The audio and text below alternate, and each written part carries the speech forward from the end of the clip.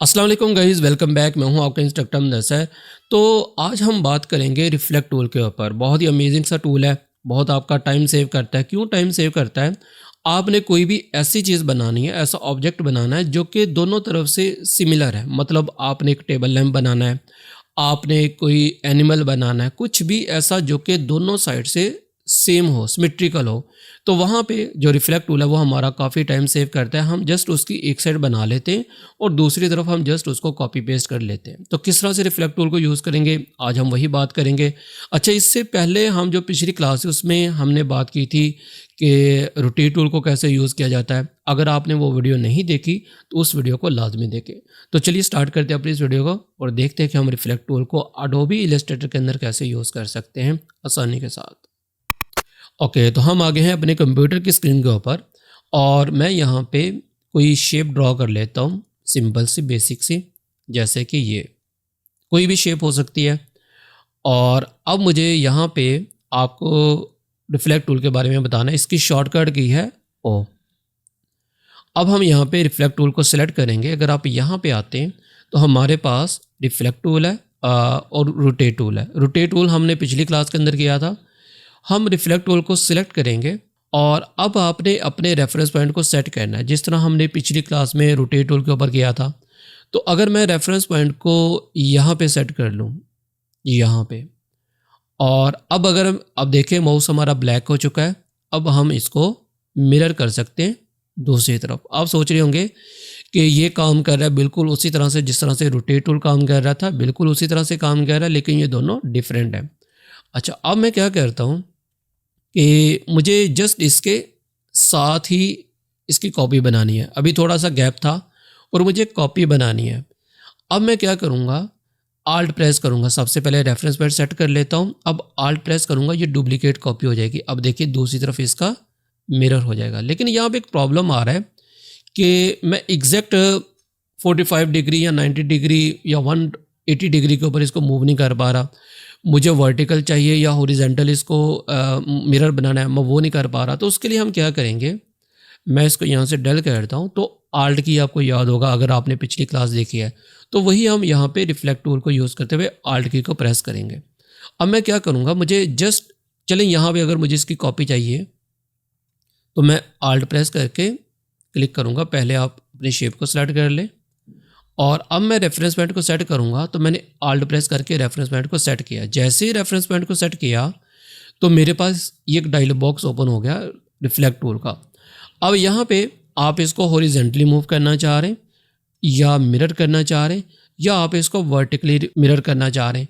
और यहाँ पे आपको एंगल भी दिया गया कि आप किस एंगल के ऊपर आप इसको मिरर करना चाह रहे हो। तो अभी के लिए मैं वर्टिकल कर रहा हूँ, तो मैंने वर्टिकल के ऊपर क्लिक किया। अब अगर मैं ओके करूँगा तो ये वही चीज़ दूसरी तरफ मिरर कर देगा। अगर मुझे इसकी कॉपी चाहिए तो मैं कॉपी के ऊपर क्लिक करूँगा। मैंने ओके कर दिया तो दूसरी तरफ इसकी जो कॉपी है वो क्रिएट हो गई। अब मैं क्या करता हूँ, दूसरी तरफ इसका मिरर करता हूँ। तो मैंने दोबारा आल्ट प्रेस किया और यहाँ पे क्लिक किया। अब के बाद मैं कॉपी कर लूँगा। अब आप देखिए दोनों साइडों में सेम कॉपी इसकी बन चुकी है। अच्छा, अब हम इसको ज़रा एग्जाम्पल के साथ समझते हैं। मैं इसको डल करता हूँ और हम यहाँ पे पेन टूल लेते हैं। तो मैंने यहाँ पे एक सीधी लाइन ड्रॉ की और ऐसे करके एक शेप बना ली। मुझे एक पत्ता बनाना है, उसी तरह की शेप बना ली और उसके बाद मैंने यहाँ पे आके इसको ज्वाइन कर दिया। अब मेरे पास एक शेप है। मैं चाहता हूँ कि इसको मैं कंप्लीट करूँ। एक साइड मैंने बना ली, दूसरी तरफ इसको मैं मिरर करूँगा। तो अब इसके लिए मैं क्या करूँगा, रिफ्लेक्ट टूल को सेलेक्ट करूँगा और रेफरेंस पॉइंट को सेट करूँगा। कहीं भी आप कर सकते हैं, ज़रूरी नहीं कि आपने यहीं पे करना है, यहाँ पे करना है। क्योंकि वर्टिकली हमने इसको यूज़ करना है तो हम यहाँ पे भी क्लिक कर सकते हैं। तो मैं इसको क्लिक करूँगा और वर्टिकल है यहाँ पे और मैंने कर दिया कॉपी। अब आप देखें तो हमारे पास एक जो लीफ है या पत्ता है उसकी शेप क्रिएट हो चुकी है। अब हम इसका जो कलर है वो थोड़ा सा चेंज कर देते हैं। इसका थोड़ा सा कलर मैंने डार्क कर दिया। तो ये हम कर पाए रिफ्लेक्ट टूल की मदद से। अच्छा, कुछ एग्जांपल और करके देखते हैं। मैं इसको यहाँ पे रखता हूँ। अब मेरे पास यहाँ पे लेयर्स के अंदर मैंने कुछ ऑलरेडी शेप्स ओपन करके रखी हुई हैं, जैसा कि मैं आपको दिखा देता हूँ। एक ये है, फिर एक हमारे पास हार्ट है, इसी तरह हमारे पास ये एक आप गुलदान कह लें या वेस कह लें, और इसके बाद हमारे पास एक टेबल लैंप है। हम सबसे पहले इसको बनाते हैं। अच्छा, इसको बनाने के लिए मैं अगर इसको ना भी यूज़ करूं तो कोई मसला नहीं है। मैं क्या करता हूं, यहीं पे पेन टूल से हार्ट ड्रॉ कर लेता हूं खुद। तो मैंने यहाँ पे क्लिक किया और यहाँ पे क्लिक किया, फिर यहाँ पे क्लिक किया और यहाँ पे क्लिक कर दिया। तो मेरे पास एक बेसिक सी हार्ट की शेप बन गई। अब हम इसको किस तरह से उसके अंदर कन्वर्ट करना वो देखें। मैंने लिया जी यहाँ से कर्वेचर टूल। ये पेन टूल वाली क्लास है, अगर आपने वो नहीं देखी तो उसको लाजमी देखें। तो मैंने यहाँ पे इसको क्लिक किया और इसको मैंने यहाँ पे ऊपर थोड़ा सा राउंड कर दिया। इसी तरह इसको भी थोड़ा सा राउंड कर दिया। तो हमारे पास जो हार्ट की एक बेसिक शेप थी वो क्रिएट हो गई। अब हम क्या करेंगे, रिफ्लेक्ट टूल को यूज़ करते हुए इसको कंप्लीट कर लेंगे। अच्छा, अगर आपको लग रहा है कि यार ये परफेक्ट नहीं है तो आप इसको परफेक्ट कर सकते हो थोड़ा सा चीज़ों को आगे पीछे मूव करके।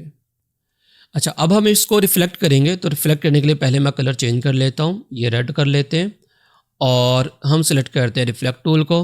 अब कहीं भी हम रेफरेंस पॉइंट को सेट कर लेते हैं। मैंने यहाँ पे किया, आल्ट प्रेस किया और मैंने क्लिक किया यहाँ पे और उसके बाद मैंने कर दिया कॉपी। अब आप देखें हमारे पास एक परफेक्ट जो हार्ट की शेप है वो बन चुकी है। अच्छा, अब मैं क्या करता हूँ, इन दोनों को ज्वाइन कर लेता हूँ। तो हम आते हैं जी इसके अंदर, इनको सेलेक्ट किया, राइट क्लिक किया और इसको कर दिया ज्वाइन।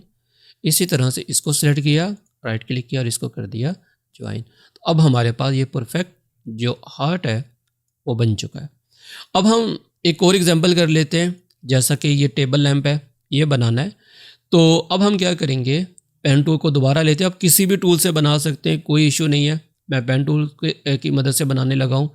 तो मैं यहाँ पे क्लिक करूँगा और उसके बाद मैंने, अच्छा एक काम करते हैं, मैं इसको लॉक कर लेता हूँ ताकि ये मूव ना हो।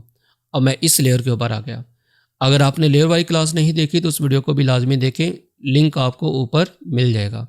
अच्छा, अब मैंने यहाँ पे क्लिक किया, दोबारा से क्लिक करते हैं और मैंने यहाँ पे, आप सेम से भी इसको बना सकते हैं लेकिन मैं सेम के ऊपर नहीं जा रहा। मैं यहाँ पे एक स्ट्रेट लाइन क्रिएट कर लेता हूँ। शिफ्ट प्रेस किया, स्ट्रेट लाइन और फिर यहाँ पे और आउटलाइन फिल इसका मैं बंद कर लेता हूँ। आउटलाइन मुझे चाहिए तो आउटलाइन को मैंने कर दिया ब्लैक, ओके किया।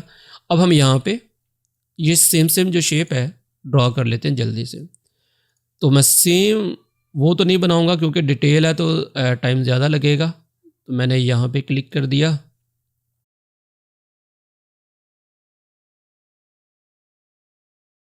बस कर दिया। अच्छा, अब हम क्या करेंगे, कर्वेचर टूल को दोबारा से सिलेक्ट करेंगे। यहाँ पे हमारे पास है कर्वेचर टूल और जहाँ जहाँ पे एडजस्टमेंट की ज़रूरत है वो हम कर लेंगे, मतलब जहाँ पे राउंड वगैरह करना है वो हम कर लेंगे। तो सबसे पहले इसको किया और इसको बाद में देख लेते हैं और उसके बाद इसको थोड़ा सा कर लिया।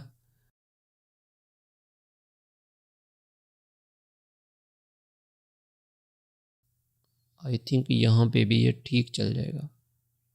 अगर ये करना चाहो तो कर लो, मैं यहाँ तक बस कर रहा हूँ और उसके बाद हम इसको स्केप कर देते हैं।